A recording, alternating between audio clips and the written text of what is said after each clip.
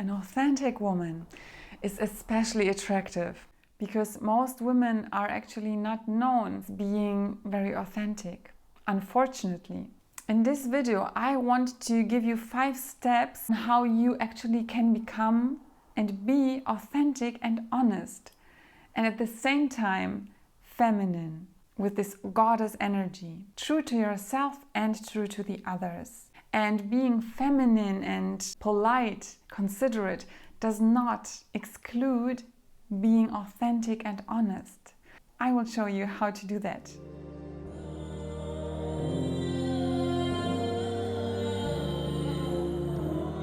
Hello my dear viewers, welcome to my channel.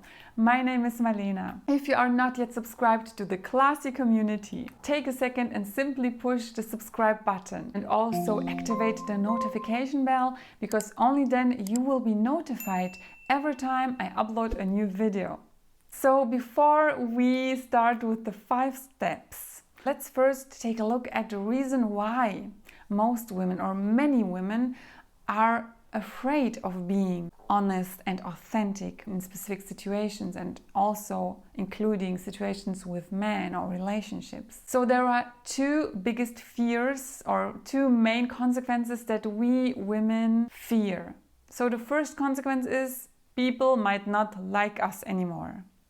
This is actually really a big reason, and tell me in the comments if you also know that feeling. The second big fear is that we actually might lose people, that we might lose friends, clients, or even men by being too honest or authentic. One word of caution. Of course, being authentic does not mean being impolite, inconsiderate. Politeness and common sense are a base for us high-value women. This also might sound a bit complicated to you. How can you actually be authentic and honest, but at the same time polite and feminine and in harmony with everyone and everything? It is more about being true to yourself, sticking to your values, and actually be you, the way you are.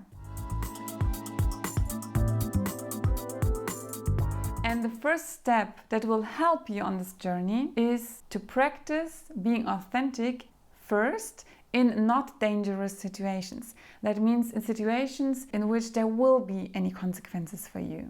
How can you do that? So, for example, if you are in a restaurant and there was a meal, a dinner, a food, and then the waiter asks you if you liked the food. I know, myself included, that many women simply say, yes, it was really nice, even if you actually didn't like it. So now, in order to practice honesty and being authentic, try to say something different. Simply say, well, yes, it was good, but it was actually really a bit too salty. That way there will be no consequences, but at least you have practiced. It can also be just standing up and leaving a situation that you actually don't want to be in.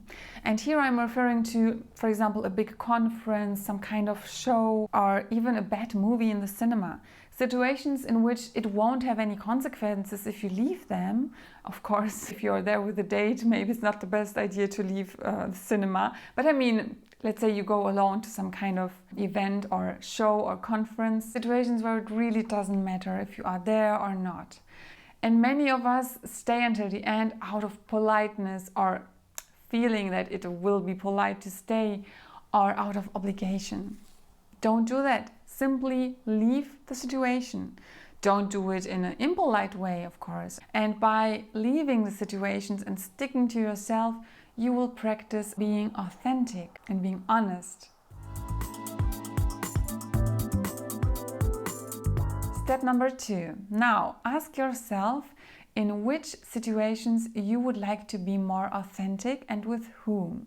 Do you want to be more authentic with your family or with friends, with your colleagues at work, or maybe in a relationship?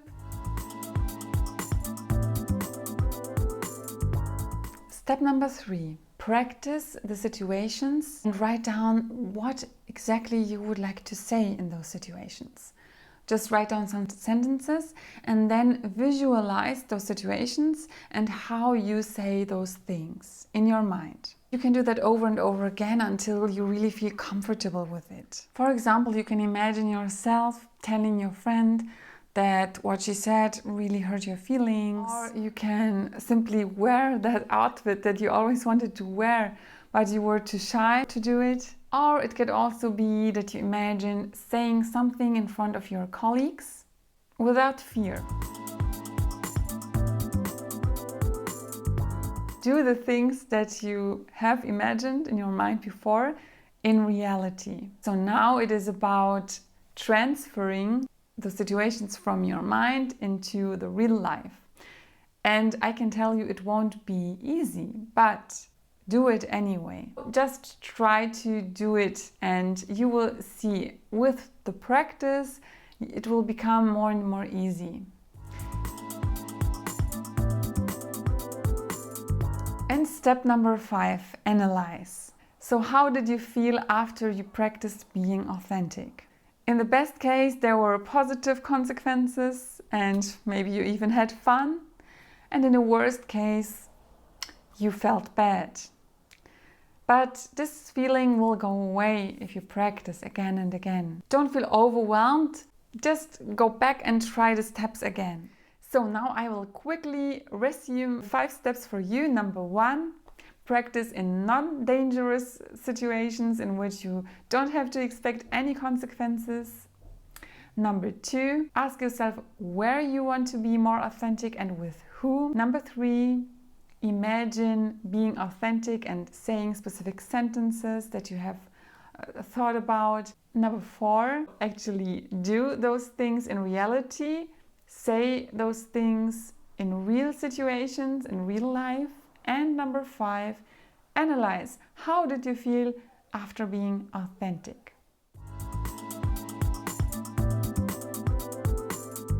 Sometimes it is really liberating to become more authentic and more honest. I know that there are many women, teachers, but also maybe family members who are rather encouraging us to be inauthentic, to lie even, to achieve specific goals by tricking or by being dishonest. And especially with regard to men. And I have been thinking about that a lot because there are many women who are rather applying a different approach, especially in relationships and with men. And this was always something that just didn't feel right to me. And I will now tell you something from my experience. I have made the experience that in contrast to what many people are teaching, that being honest won't get you far and you will not achieve what you actually want, and it's not really feminine, and femininity is more about this secretive and a little bit even manipulative. But believe me that being manipulative is not being feminine. Being feminine, and I mean in a powerful goddess-like way, is more about being true to yourself and to others. And you can be sensual and feminine, and at the same time you can be honest and authentic. And as I already said in the beginning, this will be an extremely powerful, irresistible mixture. And the men in my life always have highly valued my honesty. Of course, maybe I would have been in less discussions or in less problematic situations, and it would have been more easier for me when I would not have been very honest. But I don't think that on the long term it is good. And as I said, I have the feeling that the men in my life actually valued this honesty more than I thought they would, because in fact it is not very common, and I think that it gives men a lot of security and a feeling of trust if a woman is honest and authentic, and they really feel that she says what she thinks, that she will tell if something is not right or if she wants something else, and that she will not simply be silent. Be as you are. This is the most important thing, and most important is that you are true to yourself. But for me personally, my truth is being authentic and honest to myself and to others. And as I said, this does not exclude being considerate and, of course, having common sense. So if you like that video, I'm sure that you will also like my video about radiating feminine and sensual confidence, because this is also a missing link and a piece of the puzzle to making you attractive, incredibly irresistible, high-value woman. So I will link that video here. You can watch it now, and I will see you there. Bye bye.